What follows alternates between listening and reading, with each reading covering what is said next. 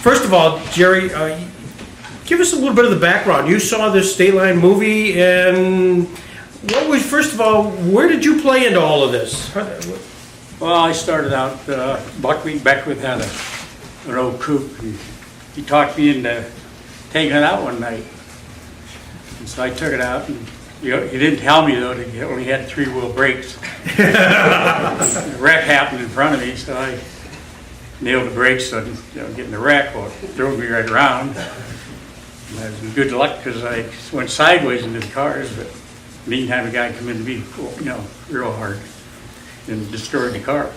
Nice. And I told Buckwheat, I said, I don't think I want to buy this car. He said, you bought it. I said, well, he's bigger than I was, yeah.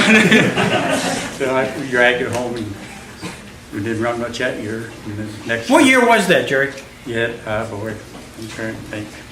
Mid-60s? Yeah, I'd say, yeah. Okay. Right. Yeah, probably 64. We dragged it home and didn't do much that year, and then we rebuilt it. We run next year a few times and wrecked it real bad. Finished that. Then we bought a car off, it was one of Henry Mann's old cars. He won the championship with. Guy had bought it off. Bobby Snar's car. Yeah. And Guy run it a couple of years, I guess, and sold it to me for, I think, $250 on Guy. Didn't give me no radiator though. So you didn't give me any money either.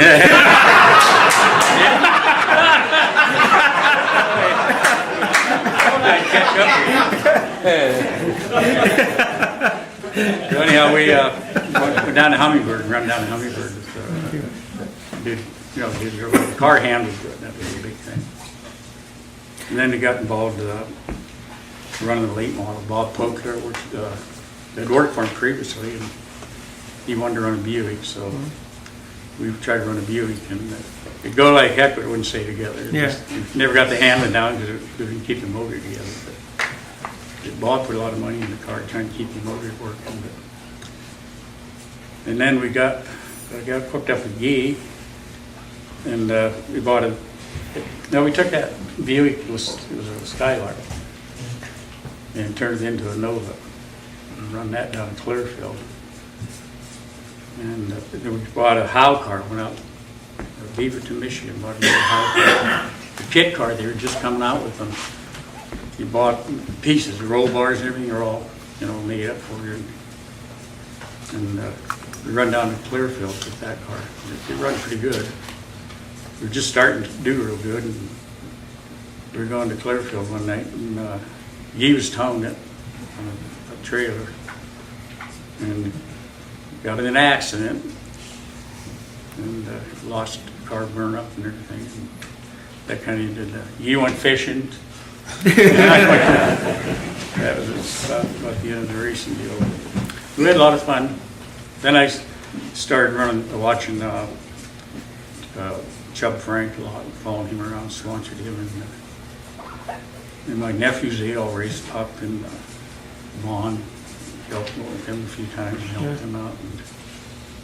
And run around the country quite a bit watching the World Outlaws. Got into that the last 10 years or so. Just a watcher now, You up on the big silver screen here, there was a couple of guys from Kane, Pennsylvania, Hyle Russell being one of them, and I know you have some relationship with Hyle. A little bit, yeah. Hung around Hyle, had a gas station down here, an Esso station. Where was that located? Right on the corner down here where the smoke shop is, they call it now. Okay. And a lot of kids hung around there. Yeah. Matter of fact, I went down Warren and towed that car home that Hyle had, that last Chevy he had.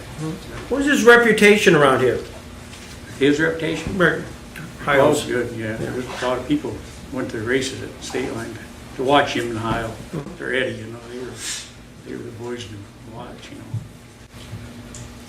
Obviously, tragically died early in 1963. Yeah, I didn't realize he was 35 years old. I didn't realize he was that young. Do you recall what kind of the sense of the community was at the time when he passed away? No, people, couldn't believe it. I mean, I think he had a brain tumor or something. They blamed exhaust in the cars, the race cars and stuff like that. Some people did, but I didn't have anything to do with that. I was doing some research, and there was a guy named, I won't mention him, but he's talked about, said, ask Jerry about a 57 Chevy crash, Yellowbird near hospital. I don't know what he's talking about, but I thought I'd ask. Oh, yeah, that accident. Did it happen? Coming into Kane one night. Yeah? The car turned in front of the hospital. Yeah. And that fixed that 57 Chevy. I had a couple more after that. So this, at least note is accurate. Okay, this is terrific. That was quite a while ago. One comment about Emery, man. Sure. He was one hell of a man, real gentleman. I mean, that guy was something else. They asked him, he quit racing up Stateline, years ago. He hadn't been up there in years, and somebody asked him, they said, well, why'd you quit, racing, Emery? He said they wouldn't wait up for me anymore. I'd had a pool table, and we'd had down the basement for years, and I got rid of it, and I took the balls of what the hell did I do with the balls, and I see this 8-ball, and I see him at Corey almost every Thursday, got to know him real well. So I went up and took it with me, and walked over to Emery and says, Emery, hold your hands out. He held his hands up, and I dropped that 8-ball. Oh, how cool. And he died a few, months after that. And his salesman told me he still has that 8-ball. He had it on his desk down here, Yeah, that's great. Yeah. If you had to reflect back on sort of your days at Stateline, not only as a driver, but also an observer, and of course, what would you say about Stateline? Oh, it was a good track. I mean, it was a premier track around here. We went from smaller tracks, Bradford, and it just, I thought it got easier with the bigger tracks, It was big then, going from Bradford and your Hummingbird. And I like the bigger tracks, you went a little faster. And the short tracks, there's some in there all the time, We went to Clearfield, it was really big, half mile. But I liked the speed, you could pick up more speed down there. But when things happen, it happened worse, What was the draw, by the way, from Kane, Pennsylvania to Bustine, New York? It was about an hour, 15 hour and a half. Why would you go up that far? Stateline. Stateline, yeah. It was a premier track. Was it the money? Yeah. I never could understand Squirt John. Hummingbird wasn't very far from me. We'd go by his place all the time. We went to Hummingbird. Yeah. But was the purses? Oh, yeah, the pay was better. I think. It It was run professionally.